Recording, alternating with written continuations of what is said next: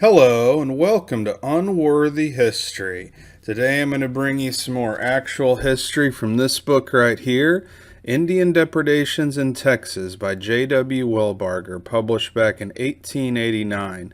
Now the story today is about the Webster family.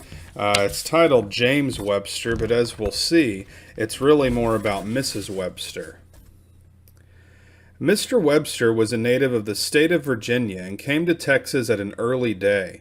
The writer became acquainted with him in Travis County in the year 1838. He was an enterprising, adventurous man, and he could not remain idle while there was so much rich and unoccupied country to be settled. Accordingly, in the latter part of the summer of 1838, he loaded up his wagons and with his family and several transient men, he made his way to the forks of the San Gabriel River with the intention of settling on his head-right league. They had reached what is known as the dividing ridge between the south and north San Gabriel, when they discovered a body of Comanche Indians making their way in the direction of the settlements. This caused Mr. Webster to turn his own course back to the settlements and, as he thought, undiscovered by the Indians. But in this he was mistaken. The keen-sighted Indians had seen his company, and after following them all night, about sunrise of the next morning, they made an attack upon them. The settlers arranged their wagons in a hollow square to protect themselves, and from within they fought desperately, even until the last man had fallen. The conflict continued from sunrise in the morning until 10 or 11 o'clock. The men, 13 in number, were all killed. The Indians robbed the wagons, rolled them together, and set them on fire. Satisfied with the booty they had obtained from this unfortunate party, they retreated in the mountains, taking Mrs. Webster and her little daughter prisoners. Mrs. Webster's account of her 2 years of captivity among these Indians is very interesting. She was often compelled to ride 60 or 70 miles a day without any food or water, sometimes for 2 or 3 days in succession.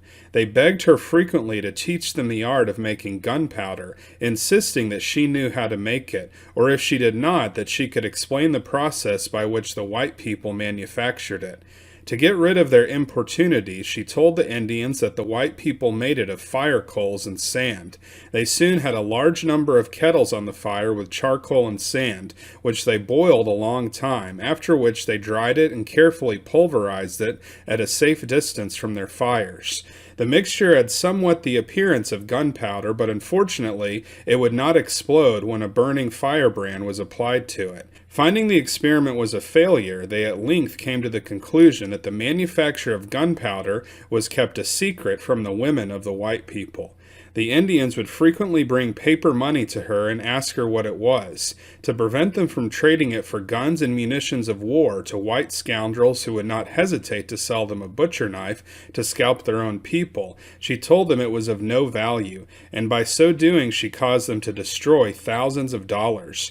In her narrative, Mrs. Webster gives an account of many rich gold and silver mines she had seen, and she says that she saw in certain localities stones that resembled diamonds, of great brilliancy, but that the Indians would not permit her to touch one of them.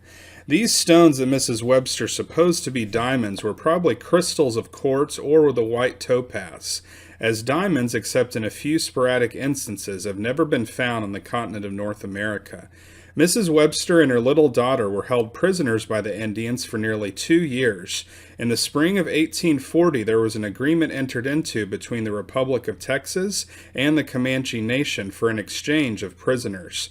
The place for this exchange was at San Antonio. Accordingly, at the appointed time and place, the parties met to carry out the terms of this agreement.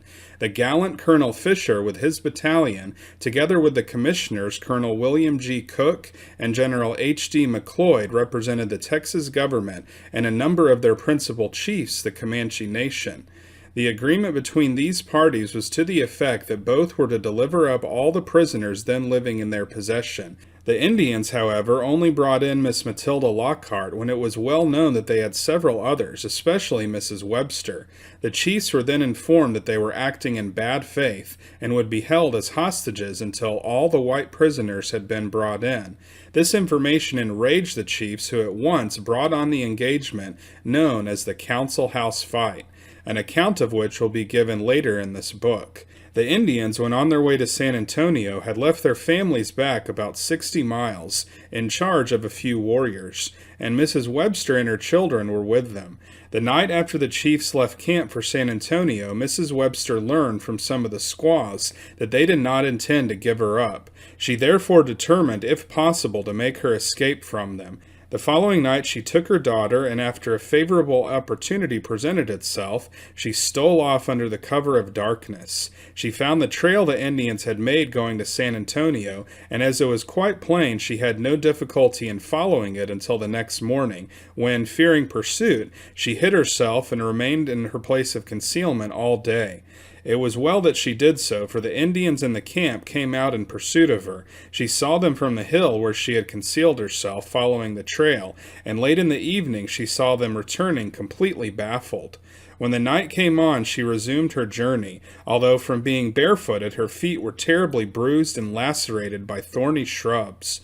Thus she continued her perilous journey, concealing herself in the brush during the daytime and then traveling by night until she finally reached San Antonio, a few days after the Council House fight, in a perfectly nude condition. She lay concealed in the outskirts of town until dark, when she ventured up to a Mexican hut.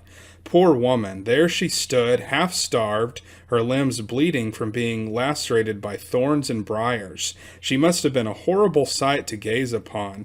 She was now among friends again, however, who supplied her with clothing, and she was soon rejoicing over her escape from a captivity worse than death. So that's it for this story. So as you can see, poor Mr. Webster, along with about 13 other men, were all killed in this battle with Comanches that they came upon. And then Mrs. Webster and her daughter were held in captivity for about 2 years, until the time around the Council House fight when she made her escape. So if you want to see more episodes like this, then be sure to like and subscribe, and we'll see you next time on Unworthy History.